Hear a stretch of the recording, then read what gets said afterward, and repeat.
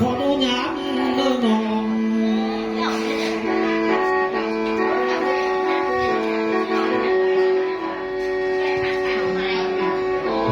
นี่คันว่าน้องมีชูหันนำผู้ใดอยู่น้ำเสียงน้ำเน่หมอลำ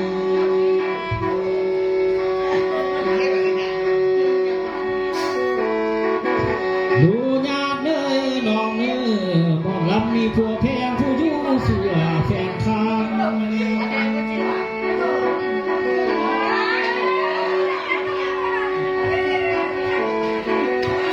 กับทางสู่ก็บ่ได้หันผู้ป้าป่วยมา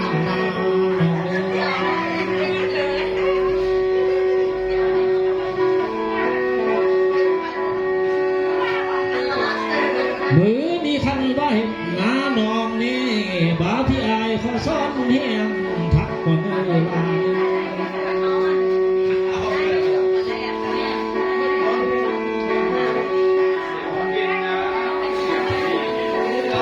ขันบาสีทั้งมองมือเศร้าหมอลำมือ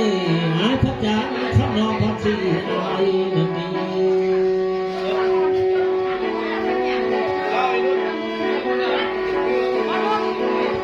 ขันบาสาสีทั้งยางยางสายสายพัดยางคนหมอลำทับาชีมอม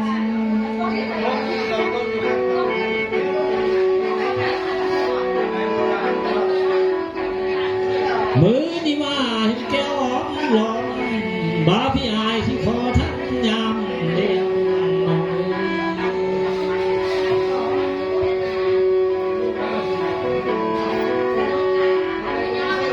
หาหนึ่งเนื้อลาหมอลำมือน้องหักลุ่งแห้งหอมสิทางที่เดินมา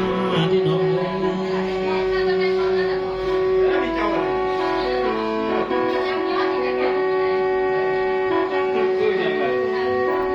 ลาบาได้เนาหอมทางเดินจังมาโฮ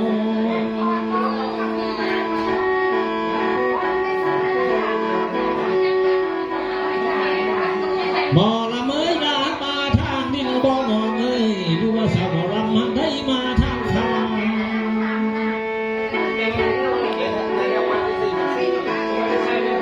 ขันละมาทางดินน้องเอ้ยบ่าวพี่ชายบ่เห็นหอยหมอลำมันได้เยี่ยมยานี่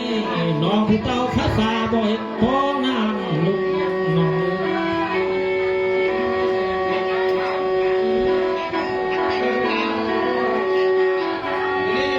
มือใหญ่บ่หัวที่เล่าทางหาคนเนื้อขี้บาง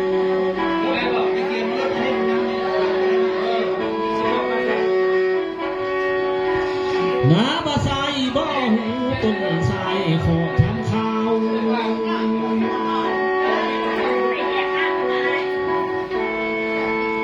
มือนี่อายที่ทานข้าวน้องกว่าเนื้อมาเป็นผัวเป็นสิ่งมากมายงามกว่าเนื้อ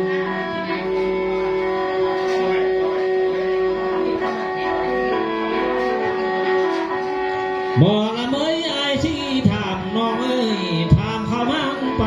พวงถือมัดเทียนได้เสียบนั่นก็เสียบนั่นใดมันเป็นยังไงเสียบใส่ไปนี่นะหันบ่พ่อแม่น้องเทียนมือเสียนเด้อที่น้องเอ้ยเป็นเสียบอย่างนี้เสียบแล้วซึ่งมีเสียบอย่างนี้หันมาต้นตัวนางสาวหมอลำที่ชื่อเด้อจริงแท้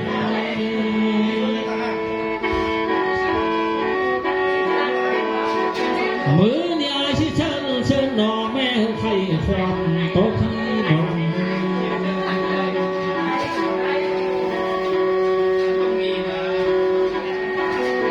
ขันเวลาได้บอกเจียงหนอบ่าวพี่อายที่จำไว้บ่ลืมน้อง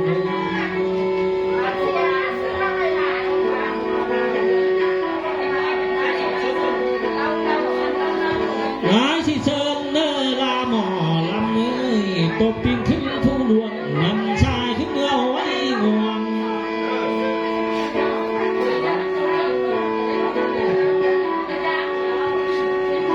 อายที่เชิญแม่น้องเอ้ยเชิญตบปิงขึ้นผู้น้อยกวางแม่น้องอายเมื่อว่าแม่ยังไง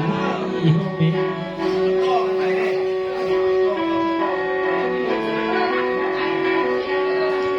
เถือนิสาชิเชิญเนอบ่ลำเนอใส่เสียงเบียร์พ่อแม่เฮาฟังย้อน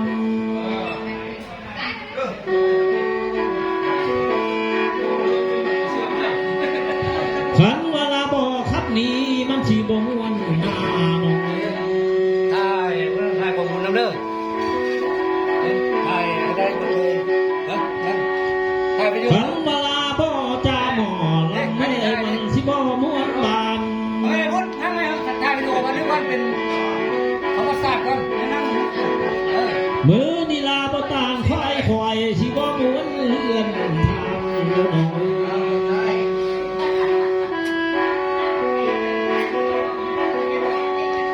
ไอ้ผู้มาฮอดนี่หมอละเมยลมพัดตองเบิกกวยการคนเลย ถ่ายวิดีโอ มือนี่อายได้ลมพัดตองที่มือลม